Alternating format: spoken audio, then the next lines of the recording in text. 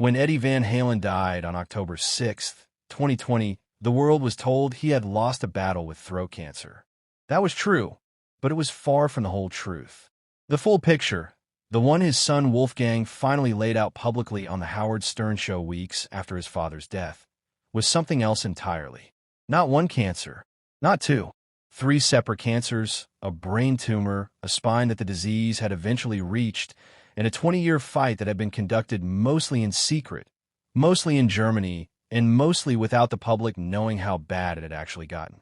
Eddie Van Halen was one of the greatest guitar players who ever lived.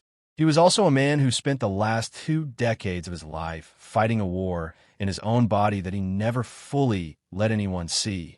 Edward Lodewijk Van Halen was born on January 26, 1955, in Nijmegen, in the Netherlands.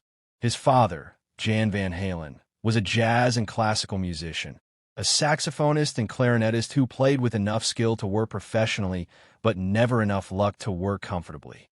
His mother, Eugenia, was of Indonesian descent. The family was not wealthy. When Eddie was 7 years old, in 1962, the Van Halens packed what they had into a single trunk and emigrated to the United States, settling in Pasadena, California. Jan Van Halen, who had been a respected musician in the Netherlands, now worked as a janitor to support the family. He played piano at parties on the weekends to make extra money. Eddie and his older brother Alex watched their father do both of those things throughout their childhood, and both of them absorbed the lesson early that music was what the Van Halen family did, regardless of what it cost or what else had to be done alongside it. Eddie started on drums. Alex started on piano.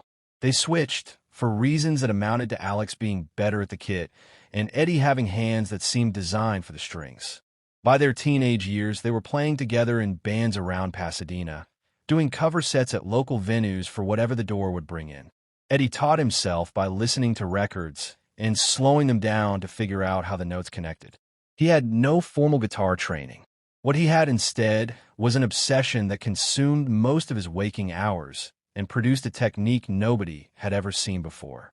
He was doing things with his right hand on the fretboard, tapping, hammering, pulling off with both hands simultaneously, that guitarists at the time genuinely did not understand when they first saw it. People in the audience at early Van Halen club shows thought he was doing something with a pedal or a device. They couldn't process that the sounds were coming entirely from his fingers. In 1974, the brothers formed Van Halen with vocalist David Lee Roth and bassist Michael Anthony.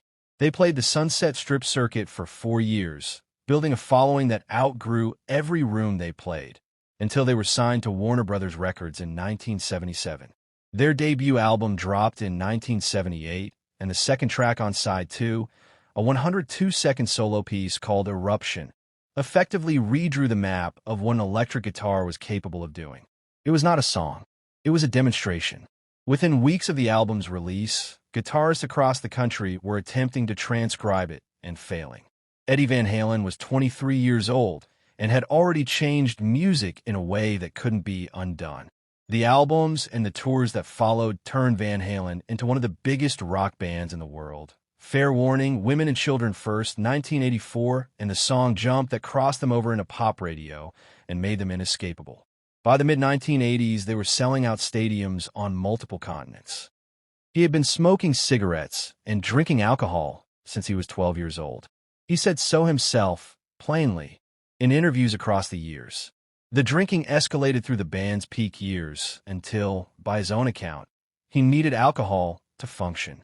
The partying that surrounded Van Halen, the tour excess, the backstage culture of the era, gave the addiction a scaffold to grow on.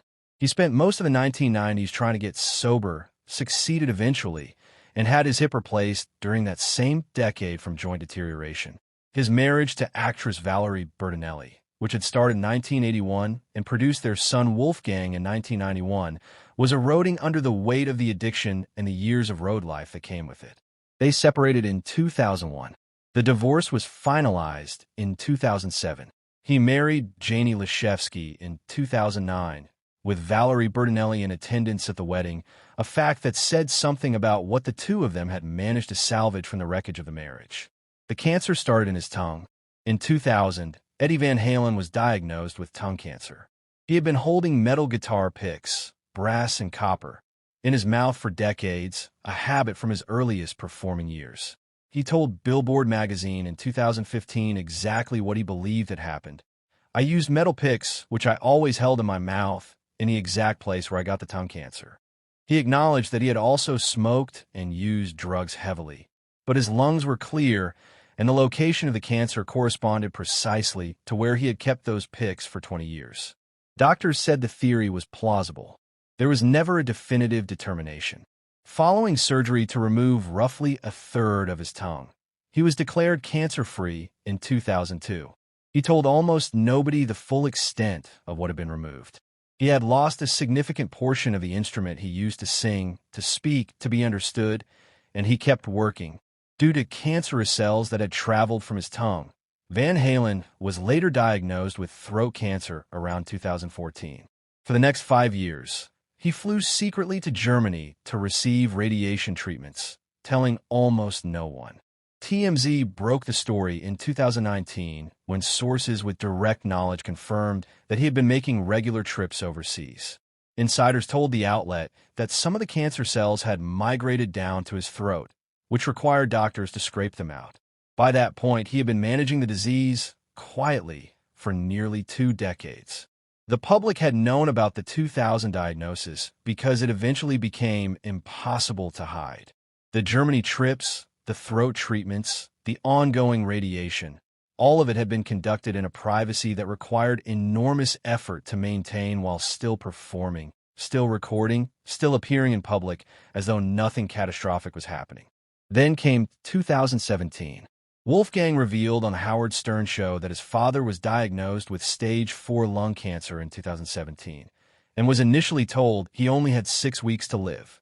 Alongside the lung cancer, he also dealt with a brain tumor treated with gamma knife radiosurgery. The 6-week prognosis did not hold.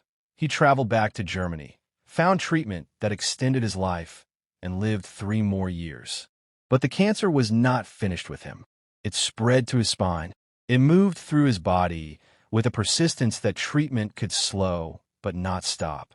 Van Halen died of a stroke at St. John's Health Center in Santa Monica on October 6, 2020, at the age of 65, surrounded by his wife Janie, his son Wolfgang, his ex-wife Valerie Bertinelli, and his brother Alex. Wolfgang announced his father's death on social media in a single post that broke millions of hearts in a single paragraph. "I can't believe I'm having to write this, but my father has lost his long and arduous battle with cancer this morning," he wrote. "My heart is broken, and I don't think I'll ever fully recover from this loss. I love you so much, Pop." In the weeks that followed, as tributes poured in from every corner of the music world, Wolfgang went on the Howard Stern show and told the full story for the first time. The lung cancer, the brain tumor, the 3 years he had been given 6 weeks to finish. Most fans had known Eddie Van Halen was sick. Almost none of them had known how sick, or for how long, or what the last years had actually looked like from inside that family. Wolfgang had written a song during his father's final illness called Distance. He wrote it when his father was dealing with complications from cancer. He cried when he first heard it, Wolfgang said. "It was a really special moment that I'll never forget." The song went to #1. It was the last music Eddie Van Halen ever heard his son make for him. What the full timeline reveals is not a man who lost a quick fight with a single disease.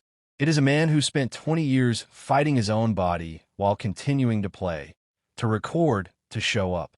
He gave his last major public performance in 2015 at the Billboard Music Awards, playing Panama with David Lee Roth, looking thinner than anyone remembered, but playing with the same hands that had changed everything in 1978.